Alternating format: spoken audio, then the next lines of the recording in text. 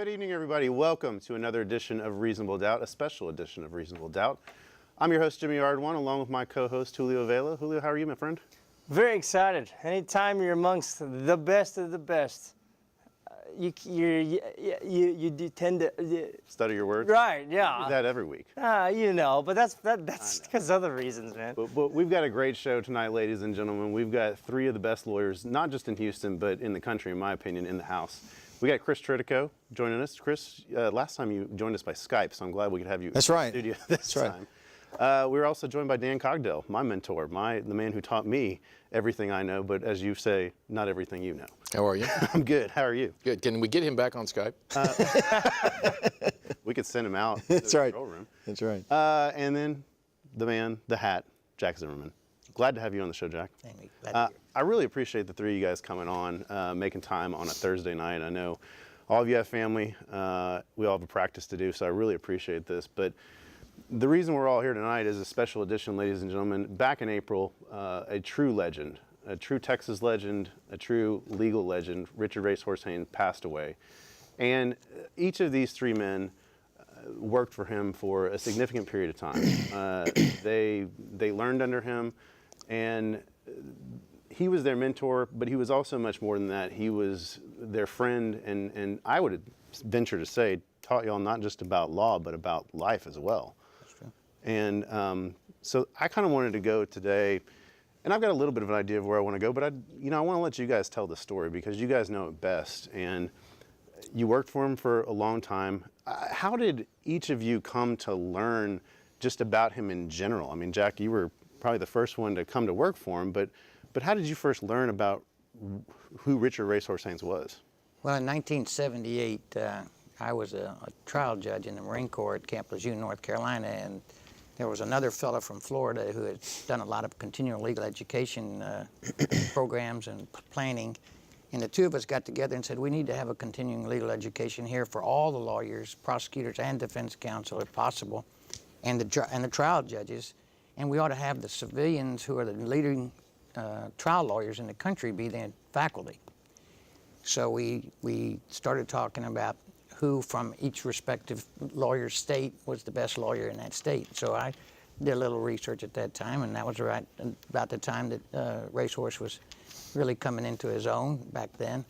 And so we invited him, we invited Pat Williams from Oklahoma, Henry Rothschild from New York, F. Lee Bailey. Those were the kind of guys that got invited, and they accepted. And then we decided that the person who was from your state, you would be the host, and you would take care of his lodging, and I'd run him around and introduce him and be his host for that time. I drew Racehorse. I didn't really call him Racehorse. I called him Richard most of the time. Sure.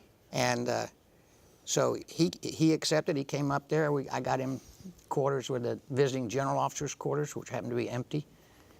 So here was a guy who was, at some point, I think his highest rank was a first lieutenant in the Army, and he's living in general's quarters.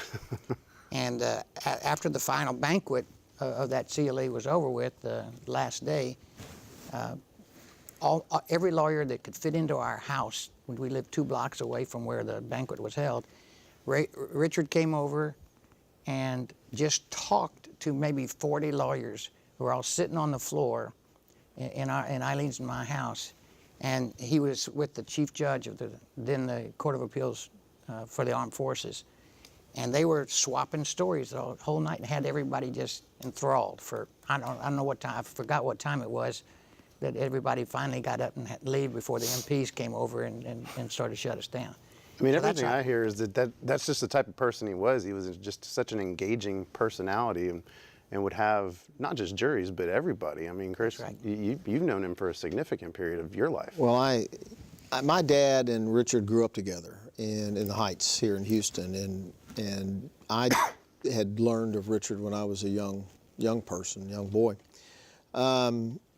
Growing up here in Houston and Richard being who he was and the John Hill murder case all over the TV, and I knew that I wanted to practice law when I was about 7 years old, and I never looked back on it, even after I met Cogdell. I still didn't change my mind. Still hadn't learned to practice law. When I was a senior in high school, my dad ran into Haynes at a Reagan High School reunion, and he said, and I want to echo what Jack said, none of us ever called him Racehorse. We all just called him Richard. And the rest of the world called him Racehorse, but to us he was just Richard, and he was kind of laid back like that. When I was a senior, my dad ran into him at a Reagan High School reunion. He said, my son wants to be a lawyer, and he said, send him by, I'll give him a job. And so I started working at Haynes and Fullenwider 2 days after I graduated from high school. In 1979, Jack had just become the office manager when I started there, and so Haynes was in trial out of town, and yeah, frightening. And I walked in to meet this, I don't know what your rank was at the time, but he acted like a general, and scared the you-know-what out of me. But I worked there from '79 until 1993 when I left to start my own practice. I did everything you could do in a law firm except be his partner. I was everything. I started as an office helper. My first day, Don Fullenwider called me into his office and said, "Are you Chris?" And I said, "Yes, sir." And he said, "This library book is late. Would you go make me a copy of it?" And I spent all day copying a library book, my first day at a law firm. I was a private investigator, a messenger, a law clerk, and an associate lawyer through all that time. I can't tell you the experience that I got. And didn't he and your dad host a comedy show? Well, in the 50s, when they were at U of H, my dad and Richard and a few other guys wrote a show called the Frontier Fiesta, and U of H put it on. It's a week-long festival. And in the 50s, Look magazine wrote it up as the best college week in America, and they actually still do it today at U of H. And my dad got invited, I don't know if Haynes went, but my dad got invited back several years ago as one of the founders, and it was one of the most exciting things for my dad ever. But they started the Frontier Fiesta, my dad and Richard and a few other guys that all grew up in Heights together. Haynes would go to that thing, and he would walk out on the stage. My dad told me this, of course I would never. My dad told me that Haynes would walk out on stage and interrupt the show, and he'd holler, "Script!" and they'd roll toilet paper down from the rafters, and he'd rip off a few squares, and he'd just start telling jokes. And whoever was in the middle of their act had to stop while Richard did this stand-up comedy. It was an interesting thing that he did, that they did, and to have lasted now for over 50 years is amazing. Dan, you came into it a little bit differently than these guys. You graduated from college, and I mean, I've heard the story. Well, I got kicked out. You can't prove that. But you almost had I don't know what I don't want to make it sound like you're a sycophant or anything. But Stalking charge. It was Again, never stalking. convicted. Yeah, right. Never I mean, convicted. but it was almost like that. I mean, you almost had a rock star worship quality for him before you went to work for him. The true story, and I don't tell this because, when Haynes was alive, he would have been embarrassed, but the true story is I'd never heard of Richard, and in my third year at South Texas, he stalked me. It was ridiculous. Whatever it takes, I want to hire you. But the first time I ever met Richard or saw Mr. Haynes was at the motocross track in the early 70s, and he was just the old guy at the motocross track. Well, of course, old guy is relative. And he had the new bikes and the new trailers and all that stuff, but he couldn't ride a motorcycle very well. And then I started seeing him on television with the John Hill case and the Blood and Money, and Haynes was an icon. I mean, when Jack went to work for him in the late 70s, I think Texas Monthly did a survey, and Richard had more name recognition than anybody in the state, including President Reagan, except for Tom Landry. I mean, everyone knew who Racehorse Haynes was. Wow. And so I couldn't get a day job after I graduated from college, so I decided to go to law school, and I began law school with the specific purpose of going to work for Mr. Haynes. And I've got to add this because this part's true. I applied as a law clerk, and Jack B. Zimmerperson was the office manager and head of the criminal section, and wisely he did not hire me. But I went to work for Richard after clerking at the Court of Criminal Appeals, and the thing that even after 35 years or whatever, Richard was a great lawyer. There's no question about that. One of the best ever. but he's also a great man. And we've all known great lawyers. And truth be told, a lot of great lawyers are assholes. They just really are. They're self-absorbed, they're arrogant, they're condescending, they're rude, they're dismissive. And Haynes had swagger, no question about it. He had cachet. You knew you knew he was somebody when he walked in the room if you had no idea who he was. But I never heard him be condescending. Right. I never heard him be rude. I never heard him be arrogant. I never heard him be dismissive. He was, you know, I'm not Jewish, but there's a word called mensch, and he's a lovely man. He's a lovely guy to work for. And as many times as I screwed up, you know, Haynes, the reprimand you would get would be, you could have done it this way, or maybe thinking about doing it that way, as opposed to, Jesus Christ, are you a village idiot? What are you thinking? Right? You learn by example. But he was a lovely man to work for. He really was. And he was always professional in every setting. Except when he hired you. Except when he hired me. In every setting, he was professional. I really rarely saw him in something that I learned that I've tried to employ, except when I'm working with Dan. You know, he never lost his temper. The hardest witness. No, that's true. The hardest witness he had, he would always just stay the same and steady and rock solid. And it was a great learning experience for me in cross-examining witnesses to how you stay on top of them without losing your temper. Because I think everybody agree with me, when you lose your temper and you start raising your voice, the jury doesn't hear what you have to say. When you're calm and cool and collected and you're making your points, they're hearing you, and they're hearing the points, and they're hearing the witness screw up and not you. And we all learn from each other, and God knows Haynes learned from Percy and from others. But one of the things that Richard always taught me, and I'm sure Jack probably heard the same thing, there was a 3-strike rule, and it was, you never hit a prosecutor first. You always let him hit you twice, because if you just come out and swing at a prosecutor for no good reason, no one in the courtroom except your client appreciates that or enjoys that or likes that. You let a prosecutor hit at you twice, and then you hit back. And there's a lot of truth to that. And the juries were different during Haynes's zenith, but I think it still holds truth today. I think a lawyer that comes out and swings adversarially or unnecessarily at a prosecutor just because he's a prosecutor and just because you can throw a punch, I think it lands flat. And Richard always took a couple of punches before he punched back. What was it like, especially for you, Jack, because you said you came in really right at the height of the zenith of his career, where he's got these huge cases. What was it like to be around the office at that time?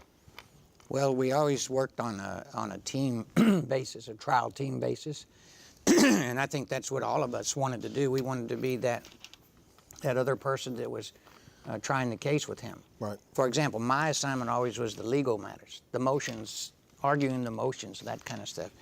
And Racehorse Richard would be the one that, he actually used to tell me, here are the list of witnesses with him. You assign them. And sometimes he wouldn't ask who his witnesses were till the night before, witnesses to cross-examine. And the guy had this phenomenal ability to cross-examine someone for hours and sometimes days with what appeared to me only the slightest of preparation. He just would listen to the last answer and ask a question based on that answer. And when I give presentations to young lawyers in trial tactics, I tell them what I learned, which, you know, I thought I did that before, but not to his degree of success. When you're cross-examining, the key thing is to listen to the answer that the witness gives and then ask a question on that. Do not go back to a list of written questions that are down before. You know generally what you want to get. And all I would tell him is, from reading the discovery, is here's what we need to get from this witness. Just turn that over to him, and he could go for a day or two on that. While I got the floor for a second, these guys were talking about, I agree with everything they said about what made him great. But I think there was another thing that I learned, because we tried a lot of cases out of town. And so I was with him in other than just in the courtroom kind of environment. Went to dinner with him, ate breakfast with him. He was, and really placed his wife, Naomi, on a pedestal. And we used to go do things, shopping for things in the little spare time we had when we were out of town, so he could bring her back a present.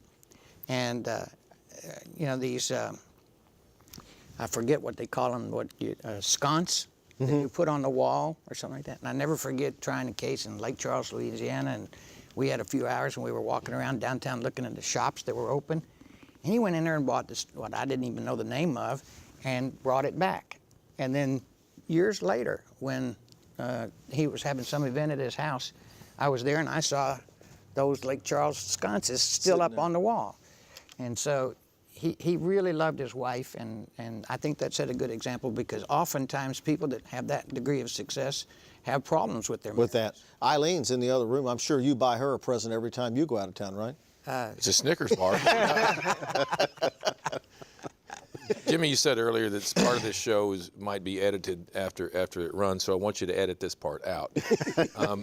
But I always thought the best team that Richard ever had, the best person, no kidding, was Jack.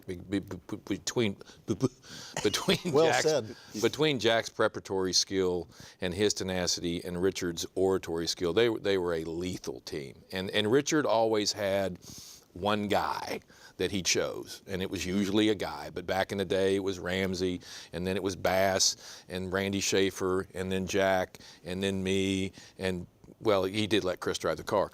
But there was usually an association that grew close, because, as Jack said, when you're trying a case out of town, particularly, and Haynes was a rock star back then, and all his cases were out of town, right? So when you tried a case with Richard, you were in Sacramento, you were in Kerrville, you were in Oklahoma City, you were wherever, and you were with him 18, 20 hours a day. So there really was a very close association. But no kidding, no joke. I thought the combination between Jack B and Richard was the best ever. I agree with It that. was just unbelievable. I agree with I've that. never heard Cogdell say something nice about That's why I him want it before. edited out. You won't hear it again. You better buy this tape. You know, that reminds me, though, we were trying a capital murder case down in Bay City, and you know, the state thought they had a lay-down case. I wouldn't tell the story if we hadn't got an acquittal. And so we got an acquittal, and then right after that, we had 11 men and one young lady on the jury. They came down and actually asked for autographs. And I know they were asking for Richard's autograph, but they were kind enough that after they got his, they would bring paper over and let me sign it too. And they turned it over. Yeah. And then when they as they were leaving, this girl said, "I want to say something." She says, "You know," because the jury had been sequestered, and they'd spent the night before, between the beginning of the deliberations and the verdict, in a hotel, local hotel. And she said, "You know what I got to tell my mom?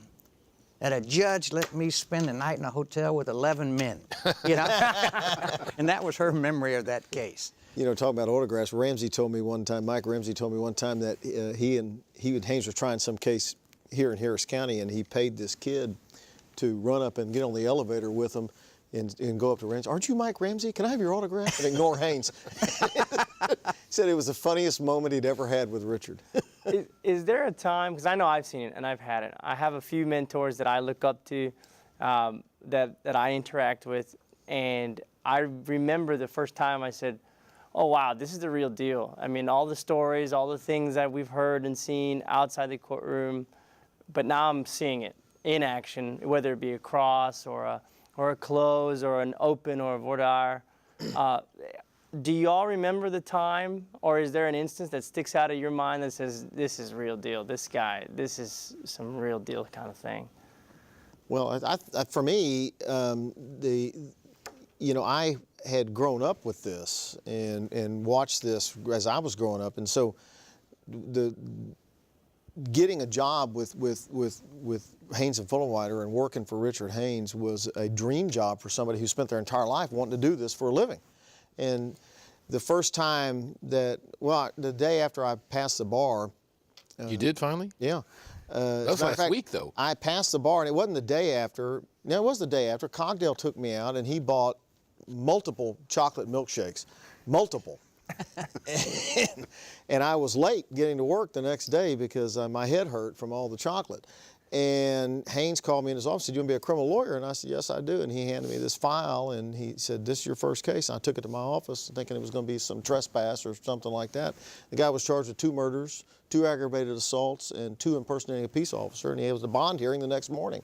And I had spent the first 9 hours of my legal career, I was drunk. And so now I had to. Some things never change, Chris. You know, it's just going into that setting and with the lawyers, Richard at the top and everybody below was top notch. I mean, you could go into anybody's office and Dan, you'd have to find at different places, but you could go into anybody's office and say, I need some help.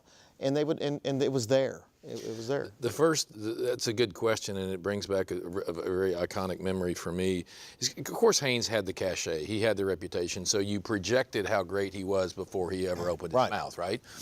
But the first case I ever tried with Richard was a case in Amarillo where we had a lawyer from Lubbock who had made some money, and he got ensconced with a woman and apparently had a really strong affection for her younger daughters as well. And so he's charged with sexual assault of a child. And of course, at the time of the allegations, the women were 14, and by the time the case was tried, they were 23, and they were named Sheba and Bambi, but that's another story. But we're trying the first case in Amarillo after the Cullen Davis case. And Richard, there's all these legends about his preparation and his intensity and his mastery of the file and all this. I think it's a legend, at least it was in my mind. Because he arrived, you'd give him an outline, and it was like an effort to stray from the outline. And if you said, do not ask these 10 questions, he would start with those 10 questions. But the point being, he didn't know what the facts were. He had not read the offense report, or at least if he did, he feigned it well.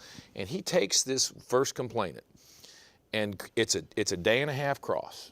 And by the end of that cross, she couldn't tell you if it was nighttime or if it was daytime, if she was clothed, if she wasn't clothed, if it was under the bra, if it was over the bra, if somebody else was in the room, I mean, just these paper cuts. It was death by 1,000 paper cuts. There was never a big slash. There was never a beheading, but she bled out by paper cuts, right? These little bitty fine paper cuts. And Haynes being Haynes, and we were in front of, was it George Dallin? Was that the judge in Amarillo? I think there was. Well, he was the same judge that presided over the Davis case, right? I think his name was George Dallin. And Haynes stood up with no head fake to me and said, Your Honor, young Mr. Cogdell's going to take the next one. And I'm like, oh my God. Same thing happened to me. And how that lawyer who got acquitted isn't doing life to this day based on my cross-examination is a question I can't answer for you. But when I saw Haynes do it, and for the first 30 minutes I'm thinking, dude, where's he going? He's asking all these irrelevant questions. What the heck? I mean, come on, man. Go for the jugular. Go kill. And I'm thinking, come on. And then you see, he's just like, you know, a cat waiting for the bird to move. He's seeing how smart it is. He's seeing how fast it is. He's seeing if it's moving to the left, moving to the right. And he's seeing the jury. He's seeing the judge. He's just got all these visions working around the courtroom. And he's just paper cutting after paper cutting. And it took me about an hour and a half to go, oh, he's just going to wear her out until he gets what he wants, and then he's just building, if you will, the nest through all these vehicles. And it was amazing to me, because I was going in for this, you know, really great cross, like, you know, you're under oath, right? That sort of poignant cross. And it was spectacular to me, his finesse and his, if there's one word that summarizes Richard among all the others, it's tenacity. Yeah. The guy had more tenacity than any man I've ever shook a hand with. He was unbelievably tenacious. It would be very difficult to choose whether his greatest skill was in cross-examination or in final argument. Right. But you know, I think he was the best lawyer at doing both of those components of a trial that I've ever seen anywhere. And we were all over the country, and you know, and there were federal trials, state trials. It didn't matter, and it was just a pleasure to watch him give a final argument and watch how he connected with the jury, and how he got those people to listen to him. And a lot of times when we had a lengthy enough trial, we would be able to convince the judge to let us have 2 final arguments. Let us have, as long as we used the same amount of time that he was allotting for us. If he allotted us, you know, 50 minutes for final argument, and we stayed within that 50 minutes, he would let me go first and cover the law, the really exciting stuff, right? And then he would finish up. And it would be just amazing to watch see how the jurors reacted to him. And I don't think you can teach that. I think you got to be born with it. And I think that, and in all candor, and I'm not trying to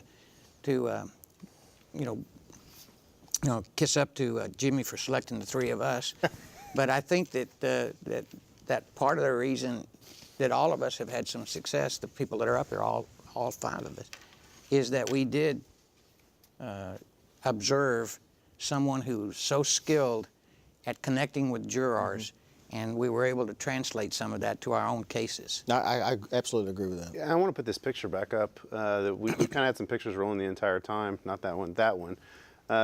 Dan, you kept that picture in your office in the doorway, I mean, since the first day I walked in there. And it always struck me, even in law school, what the level of talent that's assembled right there just in that picture.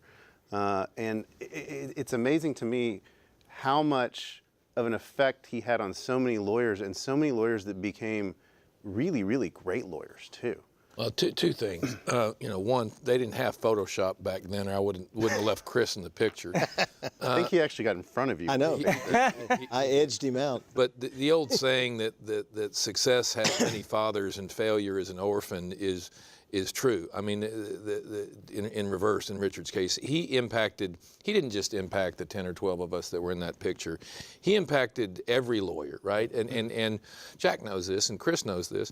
In the old criminal courthouse at 301 San Jacinto, he would hold court every morning in the coffee shop. And he'd get down there 8:30 or 9. Of course, he's supposed to be in court at 9. He'd generally get upstairs about 11:30.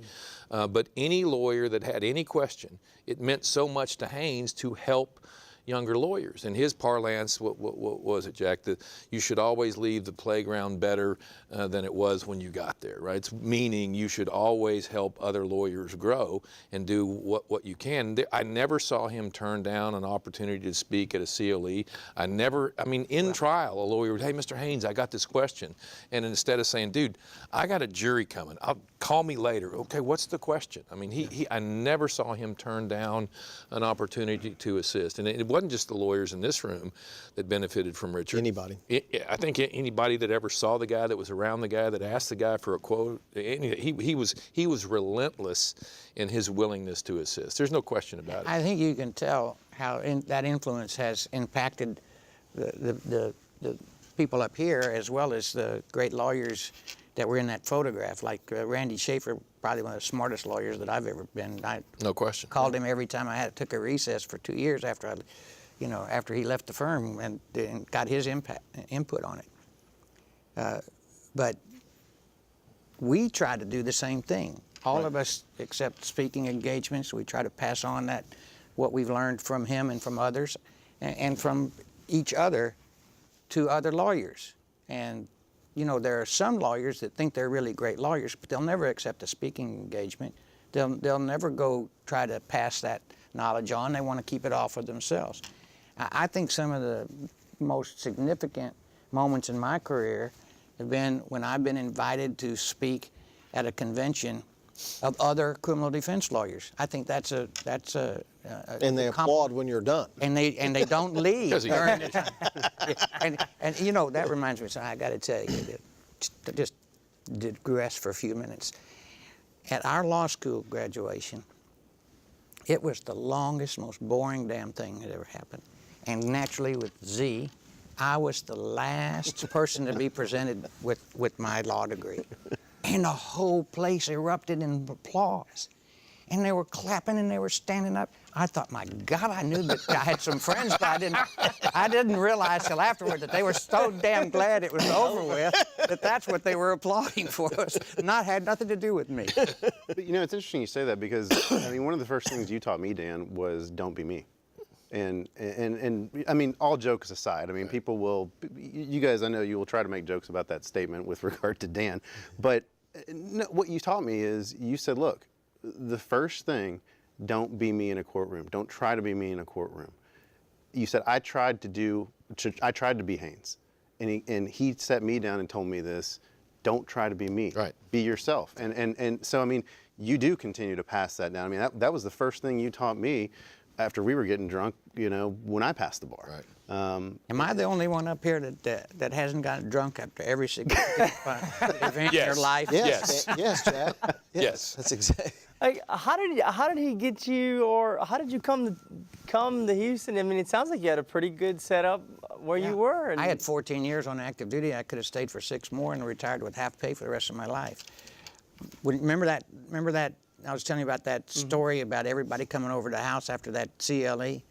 Well, a couple of the people that worked for me at that time, or had worked for me, wanted to go meet him. They talked to him, and they started saying, and he was saying, "Who's a good trial lawyer around here?" And of course, all of them were, they were trying to get in good with me, I'm sure. And so they kept telling him that I was the best trial lawyer at Camp Lejeune. And right about, I'd say within a couple of weeks after that, Eileen and I were talking about whether I was enjoying what I was doing. And I loved being a judge. And it's hard to be a judge if you're going to do it right. And that was what I wanted to do, be fair and impartial. Which makes it so much easier for most of the judges out there. So I missed the advocacy part. I missed the challenge. And so I wanted to get back in the courtroom. And so as he was leaving, we were taking him back. Eileen had to take him back to the airport because I was in a trial and I couldn't do it myself. And anyway, he got the message and he said, I think Randy had just left or was about to leave. And he had said, if you ever decide to become a civilian, let me know. So I called him and asked him if there was going to be an opening, and he said there was. And so two weeks later, I was flying down to Houston and walked into the office over there on Fannin. 2701 Fannin. It was on a Saturday morning, and I think it was a Saturday morning. And I'll never forget my introduction. The way that office was laid out, the offices were on 2 sides of the building, and in the center was the library. And to get Haynes' office. In Haynes' office. And you could get from one hallway by just walking through the library. So they're showing me around, and somebody left, and so I wanted to see what's over there. And I walk in there, and there's Buddy Hanby. Clinard J. Hanby was there. The third. With in a book, and he looks up at me, because he hadn't been introduced to me. He'd been in the library the whole time. And he says, "Oh, you're the guy from the Army."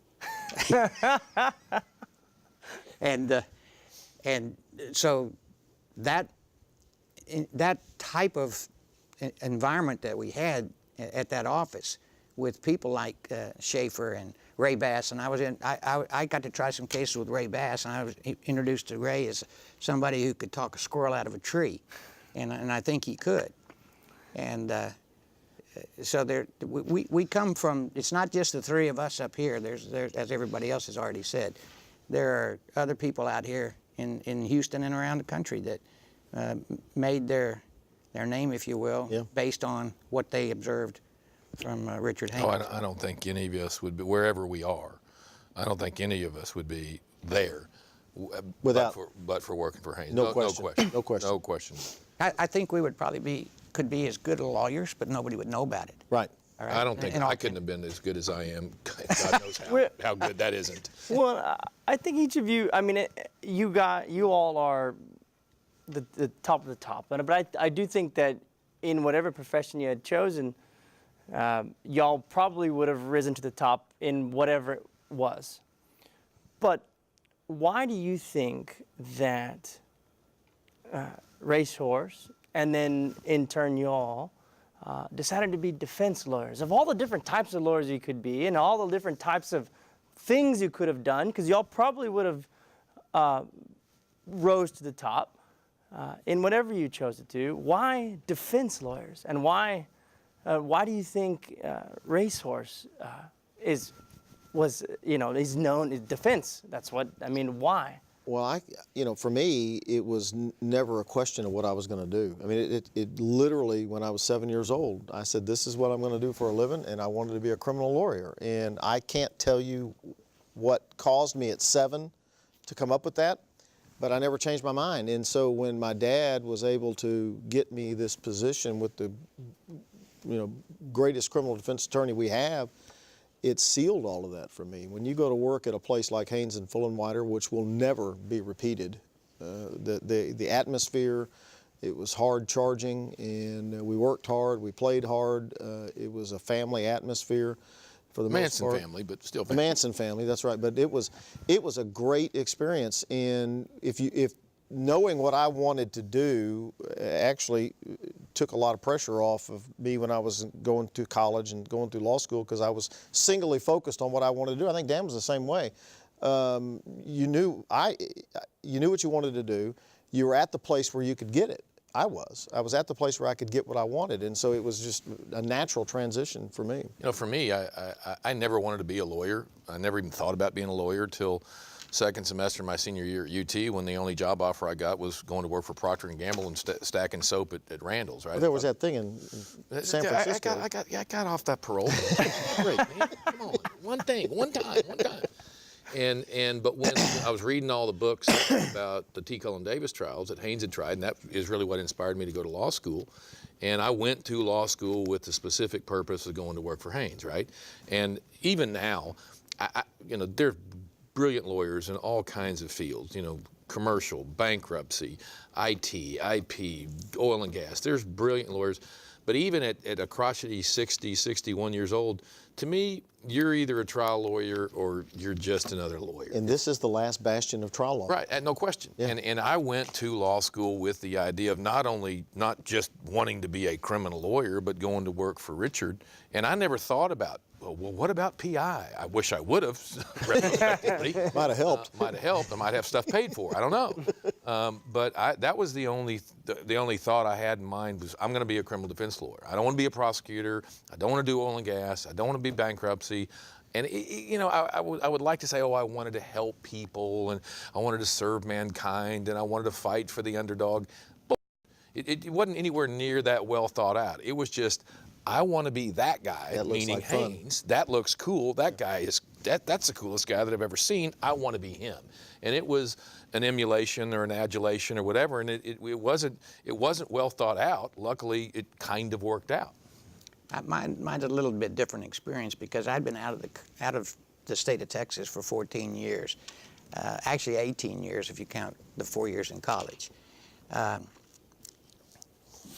I was a major when I graduated from law school and got licensed. So when I reported into my first duty station, I was senior to most of the people, and I got my choice. And I chose to be the chief defense counsel. I could have been assigned as the chief prosecutor because of my rank, but I chose to go to the defense because of the challenge of it to me. My last semester at law school, we didn't have thesis or anything like that, but we had a seminar program where you wrote a paper. And I wrote a paper on the military justice system and traced the history of it. So I went in as a baby lawyer, knowing all the history of how everything got changed in the 1950s after World War II, et cetera. And the challenge of being a defense lawyer, especially in the military, where there's the possibility of command influence, where the commander can, without having to come out and say it, can indicate his preference or her preference as to how a court-martial should turn out. Kind of like federal judges. Yeah. And so the challenge of it was the reason that I chose. They gave me my choice, and I chose to do that. And then I was in that for about a year, and then the progression was that you got your choice, but then after that you had to, in your first tour as a lawyer, you had to both defend and prosecute. Then I became the chief prosecutor of the 2nd Marine Division, which was the most conservative jurisdiction in the United States, in my opinion. And I tried to bring those principles into the prosecution realm. In other words, I made sure that every lawyer that took a case in a court was convinced himself that there was proof beyond a reasonable doubt, and that this was a righteous prosecution. And if not, I gave him the authority to try to dismiss it, because the commander had to dismiss it. How long did you last in that position? I stayed in that till I was selected for the bench. And then, of course, I've explained how I got to Houston, and I still think, having been a prosecutor, everybody in our office has been a prosecutor. Jim Levine, Terry Zimmerman, all been prosecutors. And to me, it's still the challenge we still have the deck stacked against us, despite the presumption of innocence and the jury instructions that tell the jury that everybody starts off innocent and so forth. I still think the challenge is on the defense lawyer. It's pretty damn easy to be a prosecutor compared to being a defense lawyer. And the difference is when you succeed in establishing that the proof did not rise to proof beyond a reasonable doubt, and an innocent individual is declared innocent by a jury, that feeling is second to, well, maybe my wife's in the other room. It really makes you feel good. I mean, the feeling that you get down inside when you're able to go up and put your arms around even a guy who's just been acquitted by a jury, it's very hard to replicate that feeling. Well, and Haynes had a lot of acquittals. I mean, at one point he won 150 DWIs or something in a row, I believe. That's the That's story. what he tells. That's the story. But he had such success on a high level too. I mean, some really high-profile acquittals, and it's interesting because, you know, one of the things you said to me, Dan, was he never gave an opening statement for the longest time. Number one, because he didn't know what the facts were. Yeah, he hadn't learned the case yet. Did I hear that he didn't give opening statements? No. Well, Oh, it's not all. Upon occasion? I saw him give one opening statement.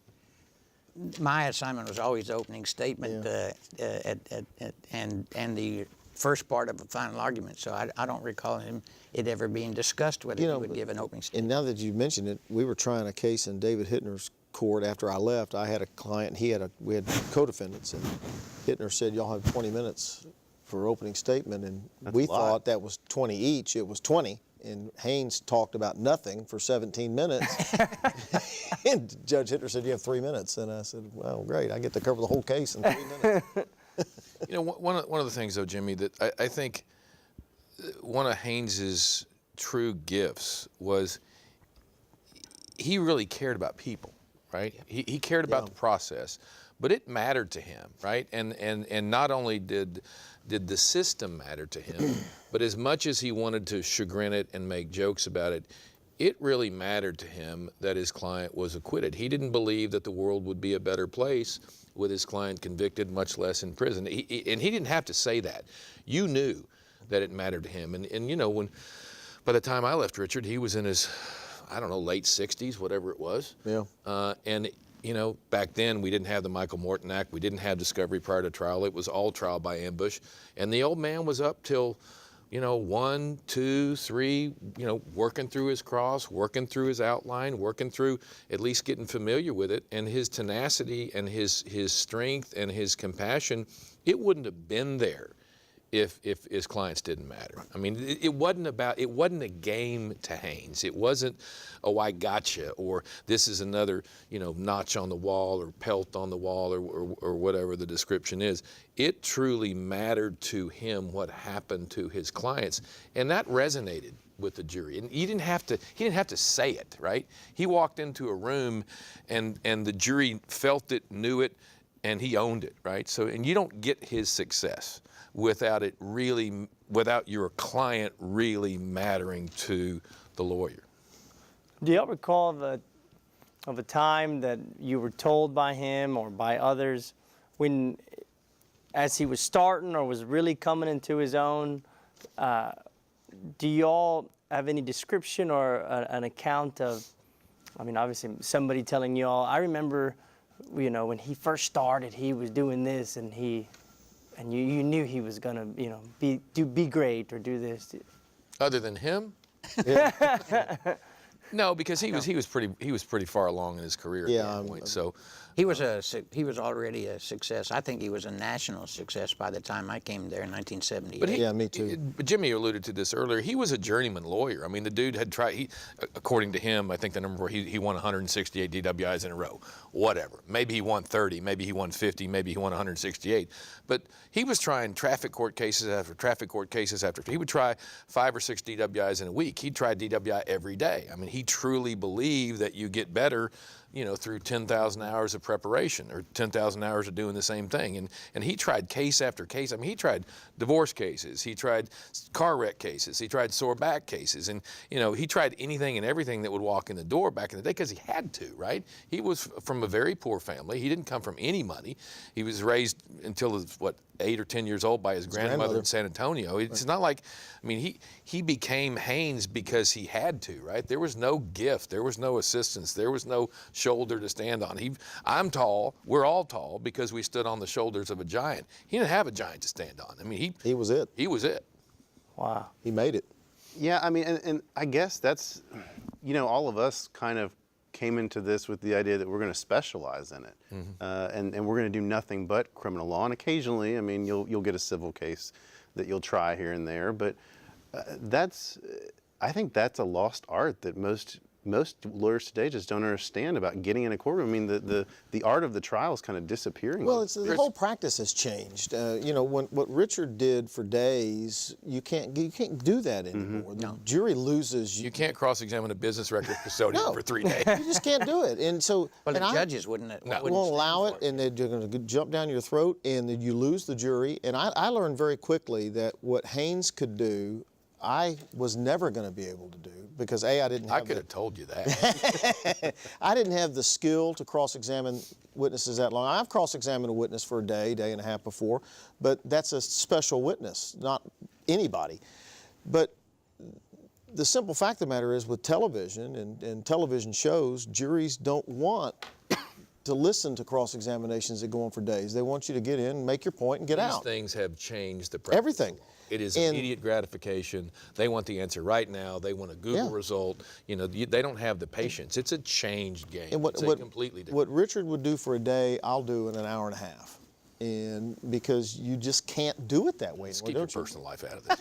Well, I want to play this clip that we have because I think it best shows just what the storyteller he was. So if we can roll that clip for the audience. One time where the client was out at Harmon Park, and he was in this old Ford, and when the officer came up, the officer said that the driver, who was 42 years old, I think, was on the passenger side of the car on the floorboard, and this female person who was 26 was on the passenger seat. Her left leg was over his right shoulder, and her right leg was under his left arm. And so the officer came up and said, "What's going on here?" And she said, "If you don't know, I'm not surprised you're still a harness bull." So they prosecuted him. And so selecting the jury was important. So I said to the juror, "I want you to suggest to me your answer, but in a way so that the prosecutor can also see it. But you don't have to answer out loud." How many people here just blink your eyes once if the answer is yes, or twice if it's no? Anybody here drink? Anybody here ever drank to the point where they thought they were intoxicated? Anybody ever dated a lady while they were drinking? Yes. Anybody ever been intoxicated enough to kiss a lady on the navel? A lot of yeses. Anybody ever been more intoxicated than that? Well, the judge stopped it right there and called us up and said, "What the hell kind of a case is this?" We explained it to him. It was dismissed right then, which it should have been, That just shows what a different time it was. A different time, a different place in the practice of law. You couldn't do stuff like that today. Young lawyers couldn't get away with that. No. But there's one other thing that is a recurring theme. I'm listening to all these great lawyers here talking. I'm trying to put it with my experience with great lawyers. I think Jim Levine and Terry Zimmerman are two of the best trial lawyers and appellate lawyers around, is that he never gave up, and I think that I had brought at least some of that with me from having 300 trials in the Marine Corps as either a defense lawyer, a prosecutor, or a judge, about staying on top of the judge till the judge does the right thing, or at least you've made the record. And you've got to have stiff back to do that, because a lot of judges will try to shut you down, especially, as Dan says, the federal judges. Richard and I were trying a case in Dallas in the federal court, which was alleged that an exporter of anti-tank weapons were selling those weapons to the Iraqis, and at the same time they were fighting Iran, was selling tanks to the Iranians, so that when they were fighting each other, they were continually replenishing the need to have either tanks or anti-tank weapons. And the jury was out for a long time on that, and this was before they sent written instructions back. And so the jury kept sending back that they were deadlocked, they were deadlocked, they were deadlocked, and the judge said, I'm going to give the Allen charge, which for everybody here knows is where he tells them to keep deliberating, no other jury can do a better job than you can. And what it's done, in my opinion, what it's designed to do is force them to come back with a guilty verdict. And so after a while, you know, Haynes said, do something, you're the law guy. You can't let him have this, you know. So I said, Judge, we object to that, we object to that. And he says, well, it's in the Fifth Circuit pattern instruction. I said, I know, but it's not fair, it's not right. You can't do that. He says, I'm going to give it. Is there anything I can do to make you shut up? I said, well, Judge, if you'll at least add this phrase to the end of the Allen charge. I want to remind you that the burden of proof stays with the government all the way through the end of the trial. He said, all right, I'll do that if you'll shut up. And he did. 2 minutes later, the jury comes back. They had been hung 11-1 for not guilty, and the reason that the guy was holding out was because our client had elected not to testify, and this guy had heard the judge in his mind say that he did not have the right to remain silent. Now, I don't know how he got that mixed up, but he would not change and he would not budge. And when he heard the judge say that the burden of proof remained on, he voted the right way and come back. So that made me feel so good that we would just stay at them and stay at them. When I say stay at them, I mean at the judge in a professional, polite, respectful way, but don't give an inch when you know that the law is what you're saying it is. You have to be right and you have to be polite, but you have to let them know that you're not going to sit on your ass and let them do something that's wrong. I never saw Richard back down. No, he did never. not. I mean, in colloquially, and I've told this at one of the 17 eulogies that we gave for Richard. We were walking through, and this is just demonstrative of how tenacious he was. We're walking through an outdoor mall in California. We're trying a prison killing case, an Aryan Brotherhood initiation case. And after hours, we're going through one of these outdoor malls in California. And this is when the skinheads were first a thing, right? So we got all these kids with shaved heads and tats and the clothespins or whatever through their eyebrow and all this stuff. And Haynes and I both have sacks walking through the outdoor mall. He's mid-60s at this point, right?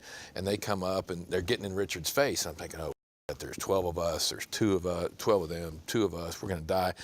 And Haynes throws down his sack and he goes, you want a piece of me, man? You want, I'll whip your ass. I'm thinking, we are going to die. And they ran off, you bunch of, just yelling, you bunch of weaklings, come on back here. I'm an old man, come on back here. But the dude had no reverse in his transmission, none whatsoever.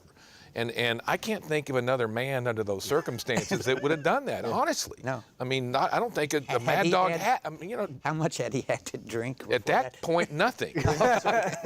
He must have had a couple after that celebrating his survival.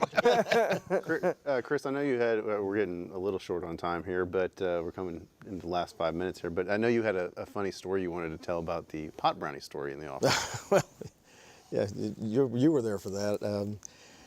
So, as I said, this was a rough and tumble law firm, and we had a lot of fun. And Haynes had been working on some civil case with these I think it was Butler-Binion lawyers. Do you remember this story?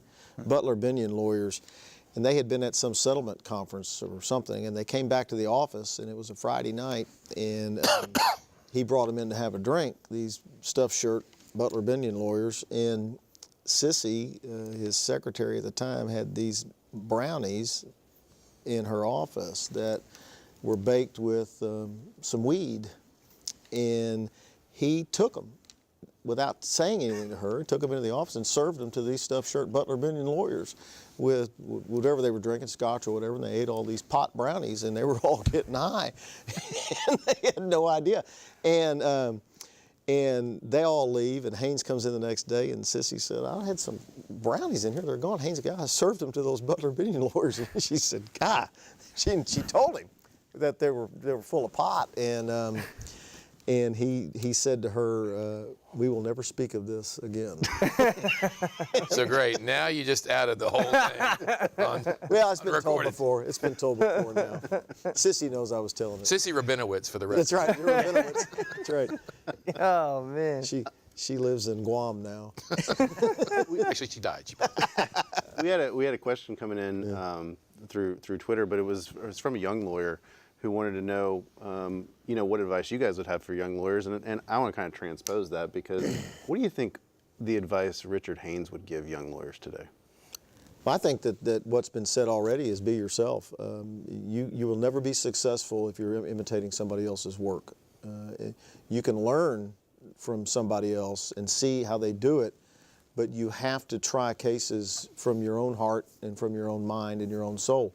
And if you're trying to emulate Racehorse Haynes or Jack Zimmerman or Dan Cogdell, then you're never going to be a good lawyer, because you'll never be able to do things the way they did it. And I think that's what Richard was saying, and I would say the same thing. And I think that he would say, try the case. Right. Yeah. You know, if it's a close case, you ought to try it.